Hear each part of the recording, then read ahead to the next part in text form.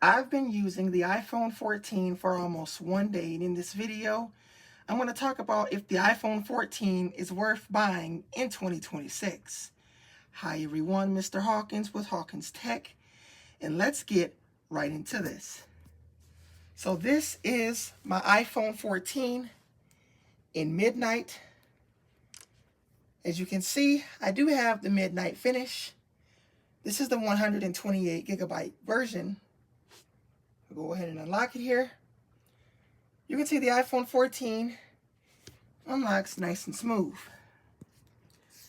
Now, as far as specs and price, well, let's start with the overall design.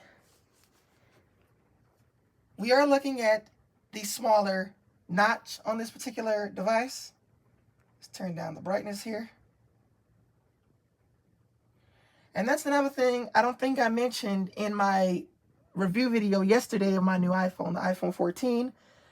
This iPhone has 800 nits of brightness, whereas my previous iPhone that you guys have seen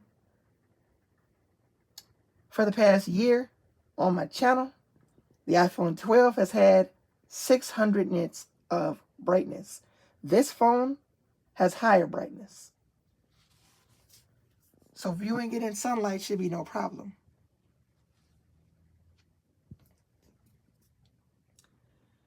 As far as any other things, we're looking at a 6.1-inch Super Retina OLED display with a smaller notch. No dynamic island, just a smaller notch. We also don't have 120 hertz. Because this iPhone is the base 14, we're capped at 60 hertz. But that really should not matter. Let me just go ahead and download a couple of these apps here that I forgot I had. But scrolling on here should be pretty decent. I had a couple apps offloaded. Let me go ahead and get some of these downloaded here.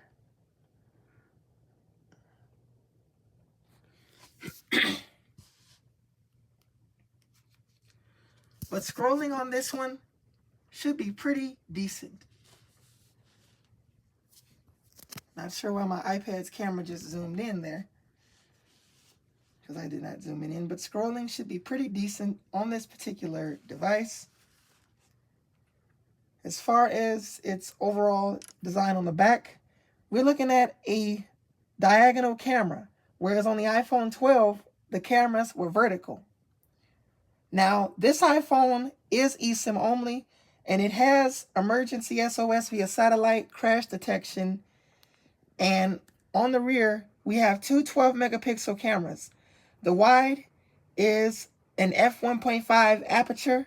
The ultra-wide is an f2.4 aperture, and the front-facing camera for Face ID is an f1.9 aperture. Now, there is a feature that I noted. You can unlock the iPhone in landscape orientation.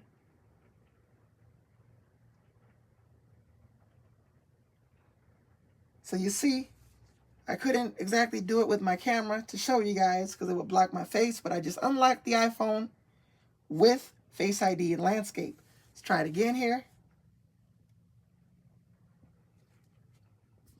Again, I couldn't show you guys directly as it would block my face as I'm recording off of my iPad, but you can unlock this device in landscape mode.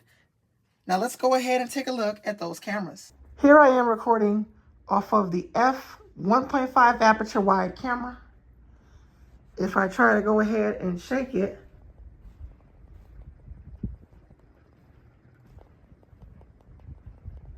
don't know if you guys can tell the difference. See if I run it and see if you guys can tell the difference. It really wasn't much of a difference, but I'm trying to test out the new action mode on this iPhone to see if you guys can see a difference.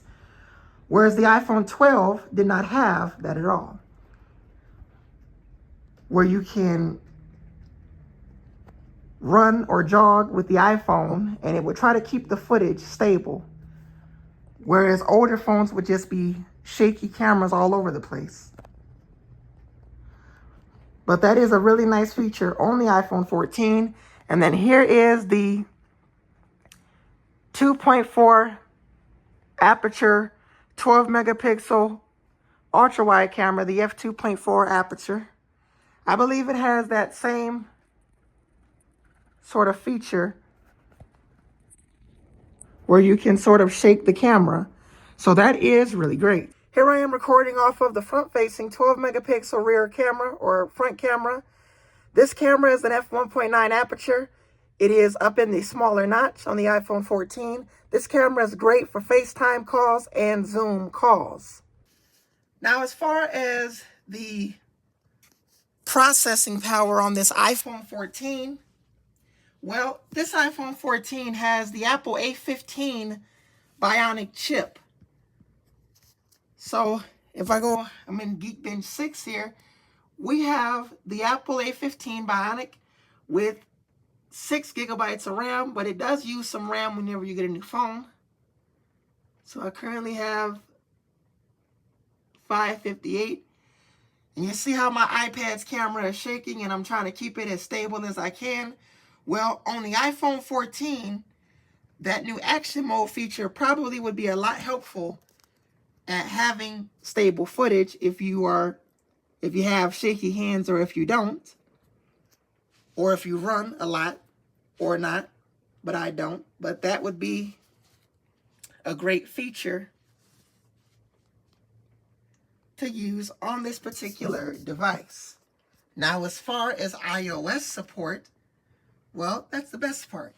This iPhone will get iOS updates until September of 2029. So it should stop receiving updates at iOS 29. It probably won't make it to iOS 30.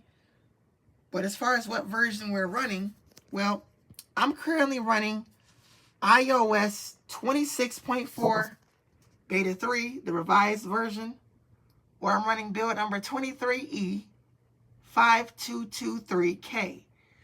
That is the build number for iOS 26.4 Beta 3. And I'm currently running that on this iPhone 14 in midnight. Now, as far as how the speakers sound on this particular device, well, if I go into my YouTube here, we give it a second, and I just play the video from yesterday. Hey everyone, Mr. Hawkins with Hawkins Tech, and today Apple released iOS 26.4 Developer Beta 3 re-release. And they also released iOS 26.4 Public Beta 2. So the iPhone 14 has really great speakers. This is a great device as far as sound goes. Now, as far as pricing, well, you can find the iPhone 14 for as low as $200 or under $300 rather. That's how I was able to get it. So you can find this iPhone really affordable. So you can find the iPhone 14 for under $300 on certain places if you go to Walmart or getting it from other places. Apple no longer sells this phone new. Well, obviously, because it's been out for a couple years. This phone got released in September of 2022, and it is definitely, for me, an upgrade from my iPhone 12, which would have stopped getting updates next year. I get 2 years past that, so 2027 will end support for anything with the A14 chip. 2028 will be A15, but not for this phone. That's only for iPhone 13 and older. Because this phone has the A15, which is definitely true, though it came out a year later. So it will get updates until 2029 with iOS 29. And this phone has more RAM than the iPhone 13 and 12 combined. Both those two phones have 4 gigs of RAM. This iPhone has 6 gigs of RAM.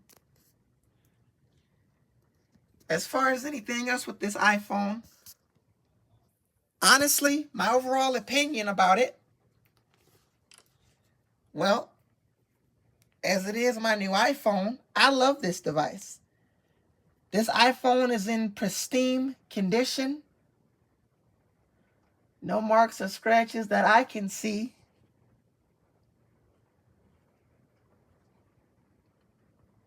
Looking at the sides here.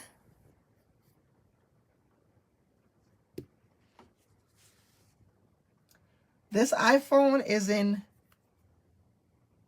really excellent condition. Those cameras are looking absolutely amazing. The screen is really bright, 800 nits of peak brightness. You can see that everything looks washed out on camera. Because this iPhone is brighter than my product red iPhone 12. That iPhone only went up to 600 nits. This one goes up to 800 nits. So if you have a hard time seeing your iPhone in direct sunlight, well, I would hope that this phone would help you out. It's been somewhat cloudy in my area.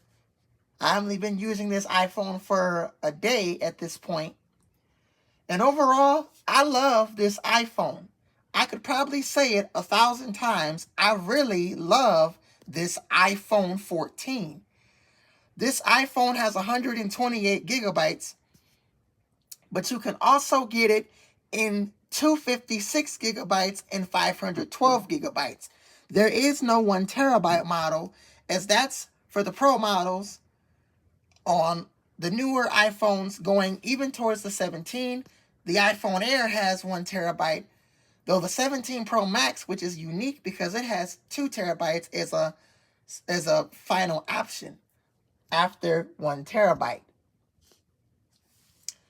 As far as anything else with this iPhone, well, honestly, I love this iPhone. Now, the video I made yesterday was the iPhone 14 review.